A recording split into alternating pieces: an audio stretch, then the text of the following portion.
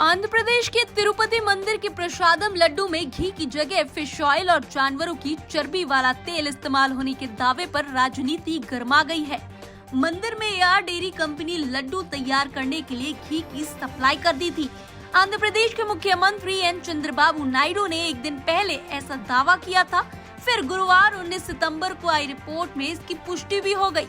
तिरुमाला तिरुपति देवस्थानम ने दावा करते हुए कहा कि उन्होंने 12 मार्च 2024 को घी की खरीद का टेंडर निकाला था, जिसमें 8 मई को टेंडर फाइनल हुआ, जिसके बाद तमिलनाडु की एआर डेयरी को ये ऑर्डर मिला, क्योंकि इस कंपनी 319 रुपए किलो गाय का शुद्ध घी का प्राइस कोट किया था। टीटीडी के मुताबिक बीते 6 जुलाई और 12 जुलाई को इस कंपनी ने 4 टेंडर भेजे थे। इससे पहले 15 से लेकर 6 जुलाई तक इस कंपनी ने 6 टेंडर भेजे थे, जिसमें से एक टेंडर में 15,000 लीटर घी की सप्लाई होती थी। लेकिन 6 जुलाई को भेजे 2 टेंडर और 12 जुलाई को 2 टेंडर में से सैंपलों में गड़बड़ी के चलते उन्हें गुजरात भेजा गया और बाकी के टेंडरों पर रोक लगा दी गई। हालांकि तिरुपति मंदिर में लड्डू बनाने के लिए अभी जो गाय के घी की खरीदारी हो रही है, उसकी कीमत 468 रुपए लीटर है, जिसे कर्नाटक मिल्क फेडरेशन दे रहा है।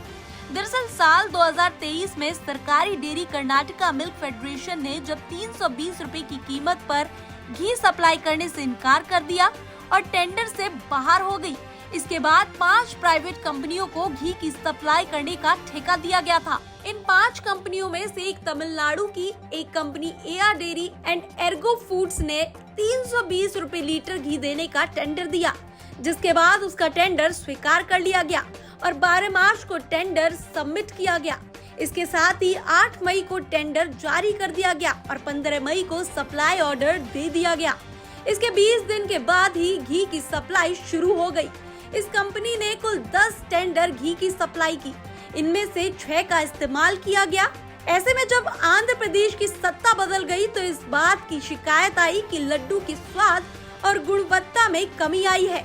इस मामले को लेकर तिरुमाला तिरुपति देवस्थानम ने एक एक्सपर्ट कमेटी का गठन भी किया। इस दौरान कमेटी ने सभी 5 सप्लायर्स के घी को टेस्ट करने के लिए कहा गया, जिसमें AR dairy and agro food के सैंपल में इंटरनल तौर पर गड़बड़ी पाई गई।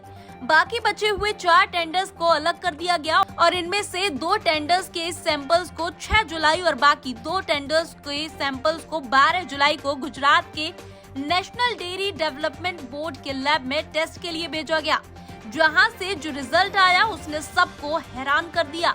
इस मामले में अभी तक कुछ भी साफ नहीं हुआ है। वहीं सनातनियों में खासा आक्रोश देखा जा रहा है और सवाल अब भी ये बना हुआ है कि आखिर इनके पीछे कौन जिम्मेदार है।